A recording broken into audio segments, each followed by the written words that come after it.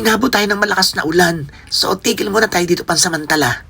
Okay? Kwentuhan muna tayo dito.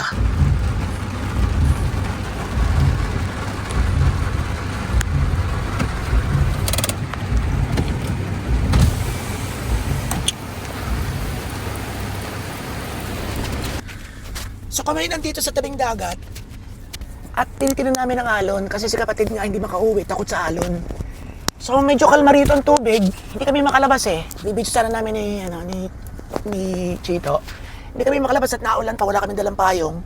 Pero although relax siya, hindi mo pa rin mapapauwi si kapatid sa ganitong panahon. So takot talaga siya sa ganyang itsura ng karagatan. Meron tayo? Akin na. Magkano to ay? Ayun. Ito pala yun. Ayan po. Ayan. Okay, so kain tayo na. Anong pangalan nito? Ice pop. Ice Pop. Okay, tara. Sa po isa. Sige, Toto. Idadaan ko doon na. Ito na. Hindi po. Hindi na, Toto. Ere na lang ha. Mamaya pa. Balik 40 na. Sige, okay. Ayun. Sa po isa. Toto. Di balik 40 na. Tsaka entrance namin. Ano? Idadaan ko doon, Toto, ha? At baka makakakuha pa ng iba. So, yun. Yun. Yun lang muna. Kakain kami.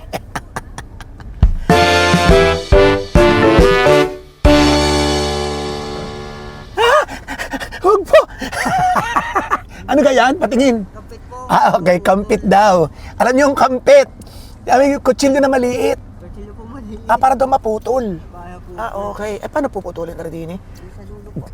Ari, doon din, sige, tutoy. Kaya baga? Ayan o. Mabait rin batang are. Yan sir. Yan. Ha? Okay na po. Ay, lahat mo natutoy. Hindi pa pwedeng putulin na yan.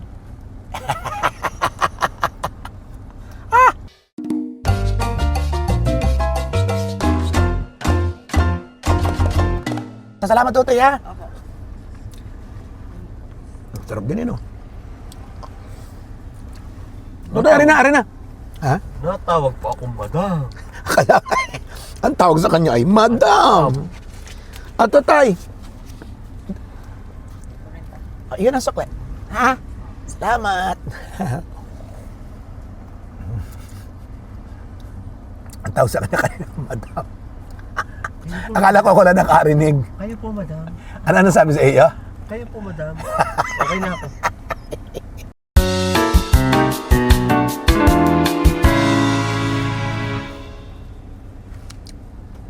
Masarap din eh.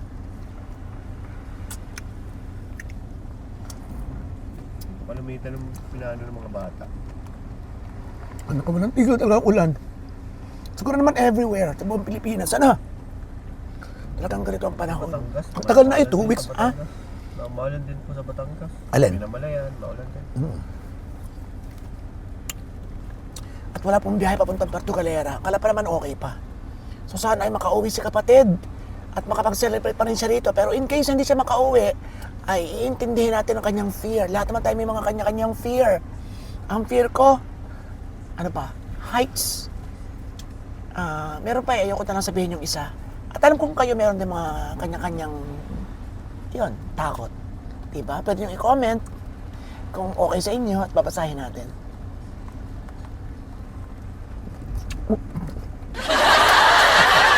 Nasalaksak ang lalamunan ko.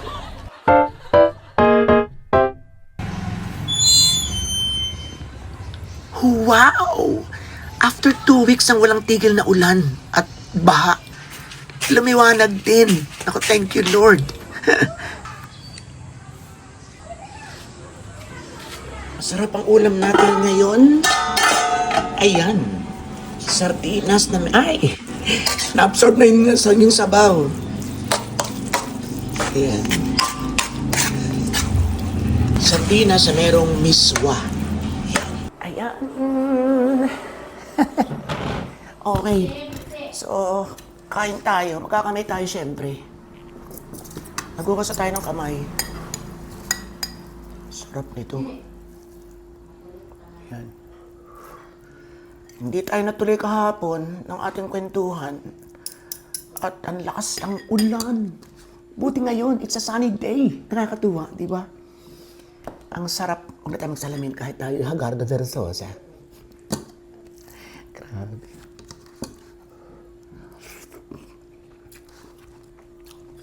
Ang sarap kami kalamansi, ano? Tapos wala rin tayong sili. Ang sarap, nagdikita na siya.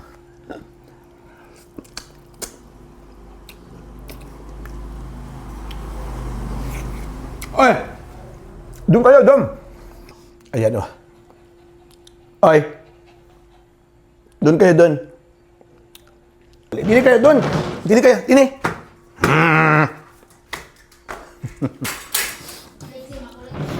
Nakapanti ako. Nakita niyo na ito. Ang sarap. So, nakita ninyo yung ating... Yung gusto-gusto ng bata yung ice pop, di ba? Nung bata tayo, nung bata kami parang ano, ice buko, tsaka ice candy. Wala pang ice water, di ba?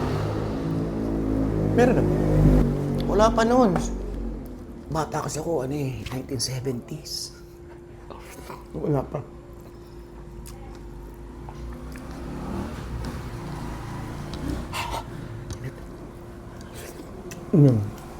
So,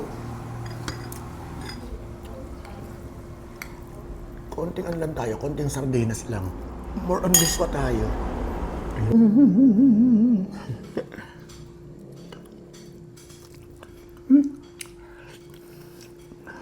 Mga talpe.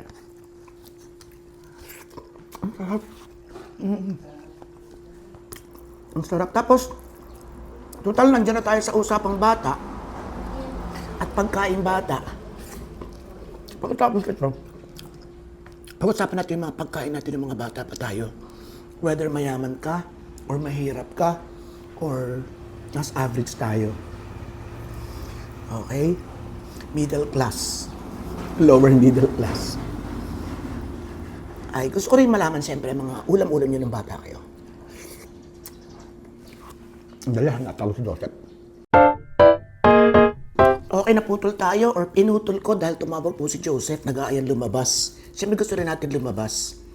So, huwag kayong kakain. Huwag kayong lalabas. Huwag kayong kakalas. At tayo magkikantuhan mamaya, pag-uusapan natin yung mga pagkain. Particularly yung mga ulam at mga sesariyang binabanatan natin ng mga bata pa tayo. Whether magkakaiba tayo ng estado sa buhay. Siguro meron magkakapare-pareho. Ano? Okay. At isa na to. Di ba? Bugbog kaya kami sa sardinas noon. Although, may panahong Richina kami. Hindi talaga Richina yung can afford, mayaman ng lolo at lolo namin eh. Pero sa kanan natin magkantuhan yan. Basta, nung mga grade 4, grade 5, grade 6 na ako yun, talagang nandun yung transformation. Yung mga pata at mga mamahaling mga fish, naging sardinas na. Sa kanan yan. Okay, so, dyan lang kayo at tatapusin ko lang.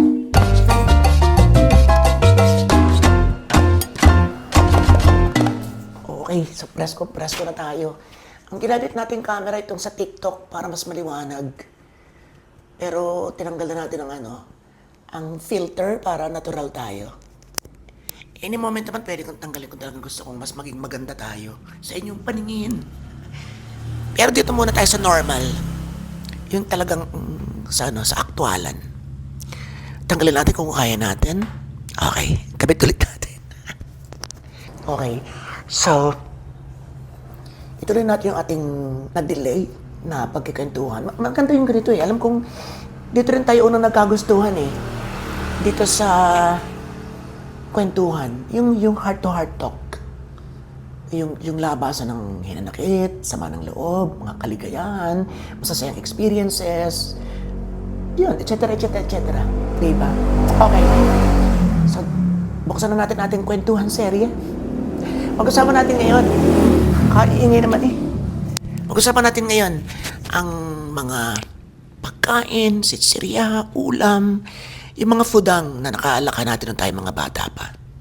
Na maybe, ang ilan sa inyo, bit-bit pa. Hindi lamang hanggang high school, kundi hanggang ngayon. Yung iba naman, nabago na siyempre ng panahon. Medyo nag-progress na, nagkaroon ng development ang buhay nila. So, siyempre, siguro pag nagbabalik tanaw na lamang nakakain ulit yung mga kinakain ng bata pa kasi marami ng pagkain. marami nang nag-iba na yung tropa, mga ganon. Pero meron talagang tumatak sa ating isip. At kung babalikan natin, talagang hindi pa natin nakakalimutan. Alright? So, mga ulam noong mga bata tayo. Kami nun pangkarniwal lang ang buhay. Try natin, baka naman malakas. So, itong ilan? Gatas, number 1, gatas. Hindi ko alam kung sa iba ay powder, pero sa amin gatas na malapot. Yung pag wala nang lumabas, sisip-sipin mo na, 2 butas, di ba? Sisip-sipin mo na. Sisip-sipin, hihipan mo. Para lumabas. Yun, so, nakatingin ako nun, although hindi ko talaga siya nagustuhan. So, natikman ko na at the same time nakikita ko sa mga kapatid ko. Kayo ba? Number 2. Indian mango at toyo. Yun, walang kagastos-gastos. Minsan, nanlilimot lang. Nanlilimot. Nasa karang di pag-usapin yung mga salita namin, ha? Nanlilimot is pinupulot, namumulot. So, namumulot kami ng mga nagbabagsakan mga Indian mango. Siyempre, pag wala kang mapulot, di bibili ka na lang. Pero hanggat may mga available dyan, go! Tapos, sausaw sa toyo. Yun. Naranasan ko yun. Number 3, nababalitaan ko yung asin, na marami nag-ulam ng asin na talagang mahirap na mahirap. Pero, hindi ko naranasan mag-ulam ng asin. Patis. Ayan, naranasan ko. Kung walang toyo, pwedeng patis. Pang-4, taba ng baboy. Lalo na yung mga pinagprituhan ng lalo na yung mga, yun nga, pinagprituhan nga ng baboy, kaya taba ng baboy. Ay, talaga naman. Tapos bubudburo mo ng konting asin, sasarap. Ay, naku, maniwala kayo. So, siyempre, yung ilang mga anak mayaman, siguro, except sa gatas, siguro yung mga anak mayaman hindi na naranasan ito. Doon sa gatas nga pala, dagdag natin, siguro kalimitan ng bata, kung hindi gatas ay Milo. Kasi nakikita ko sa ilang apo ko nag-uulam ng Milo. Or Ovaltine, kung walang Milo. Hindi ko rin naranasan. Or hindi ko siguro matandaan. Sunod na ulam natin. Napapangiti ng iba sa inyo, naaalala ko nila mga kabataan. Ang isunod natin ay ketchup. Yun. Although yung ketchup ay hindi, ayon sa aking pagkakatanda, ay hindi ko nakasanayan nung bata ako. Pero nung college na ako, minsan pag wala pang pera, sa Maynila tayo nag-aral tayo ay uste. Pinagtyagaan tayong papasukin kahit tayo ay pangkarniwal ang buhay. And yun, pag walang ulam, hindi ketchup. That's why, ngayon, pag kumakain ako sa mga restaurant ng chicken, for example, Jollibee or McDo or KFC, I always ask for ketchup. Wala akong pakialam kung banana or tomato ketchup, basta ketchup. So, ketchup baby tayo. Hindi ko gusto ang, ano nga ito?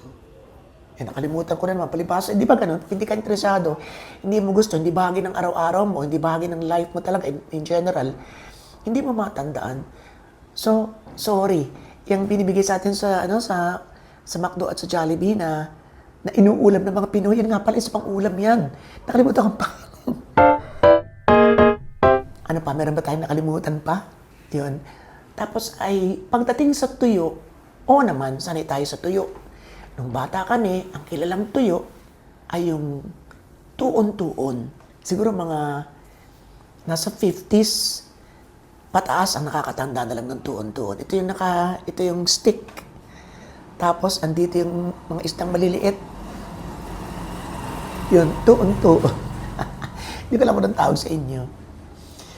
Tapos minsan nagigisa, di ba nagigisa kundi parang tinotoasted sa konting mantika ang dilis or dulis. Yan. Pero syempre dahil hindi na ako anak mayaman, natikman na natin halos lahat ng mga klase ng dried fish or tuyo. Huwag na natin isama rito syempre mga masasarap. Yun na lang muna. Okay, so yun, ang mga natatandaan ko naging ulam-ulam namin noon kapag walang ulam. Yun pala yung dapat. Ano yung mga ulam-ulam nyo noon kapag walang ulam? Okay? Susulat nyo na yun sa inyo. Maraming salamat sa inyong pagsama sa ating bawat kembot. Ayan, ang ganda na ng, ang ganda ng liwanag. Na-miss natin to. Kasi ilang araw talaga. Hindi lang isang linggo, siguro mga 2 weeks na maulan at malungkot ang, ang daigdig. Yun, so ngayon ang ganda na. Diba? Kailangan lumapas tayo at salubungin natin ang haring araw.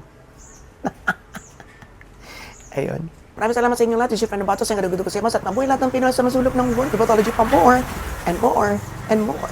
Thank you.